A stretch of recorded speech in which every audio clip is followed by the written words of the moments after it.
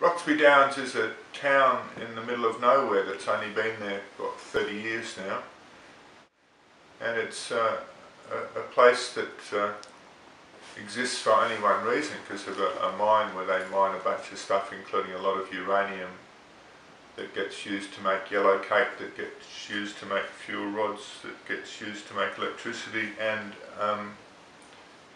creates a lot of pollution which comes back to us, especially since Fukushima in March 2011, when there was a lot of problems following the tsunami and the earthquake in Japan. We now have an atmosphere all over the world, not just in the northern hemisphere, which is containing a lot more nasty radioactive particles than it used to, and that's going to result and has resulted in a lot of health problems, and these facts are not being acknowledged by our mass media or our governments, and we as individual people have to unite to save the futures of our children. So for me, Roxby Downs may be a town in the middle of nowhere that's only been there for 30 years, but it's a place where there is something really significant happening that's making a bad problem even worse, and that is the expansion of the mine there, the creation of a huge hole in the ground and mountains of dust that are going to poison any people who survive what's going on currently. It's not a good bargain for Australia, it's not a good bargain for South Australians to be selling our health.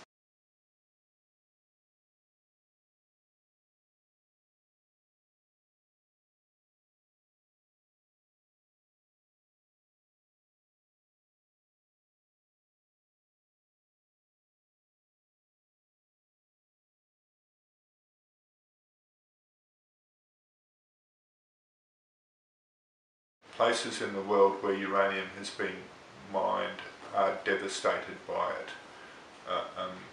It looks like it's going to make money, it creates poverty. It's a horrible business with lots of nasty health impacts. In South Australia, we suffered the impacts of the British bomb tests back in the 1950s. We had more attacks on our soil than the Japanese people had.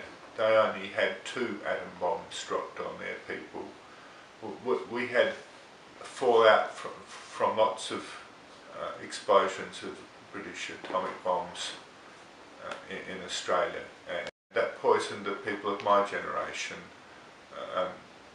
the young kids who were born in the 1950s in Australia, and a lot of them have died of cancer in their 40s and 50s, and quite a few of them had children who had leukemia and died young. And no one seems to get the picture. Yeah, I was little when the bombs were tested at EMU at Maralinga, and we copped it over this side as well. We seen the dust and the wind and the black smoke that people talk about, and also there were different other colours as well in the sky. So, and we had a lot of people that was directly affected from there. They come over this way, and we looked after a few of those people. And we also had one old fellow that come over this way that passed away over here. So we had got him buried out in the land out in this way. And then also the old people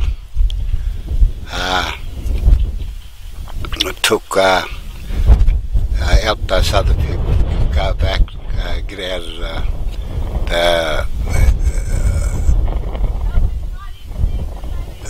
to safety.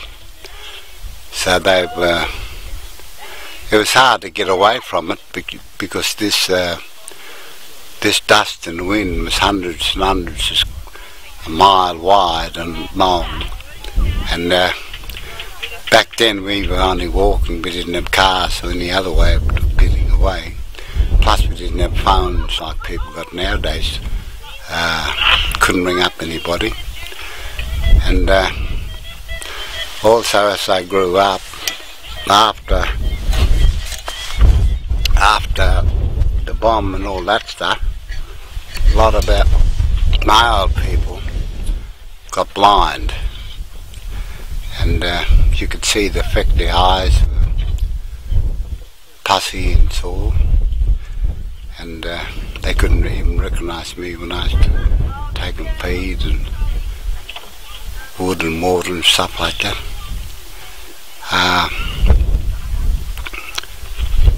It's pretty hard even now to even talk about it, but even to tell the story, there's a lot of level and what sort of effects and sickness that is have on a lot of those people.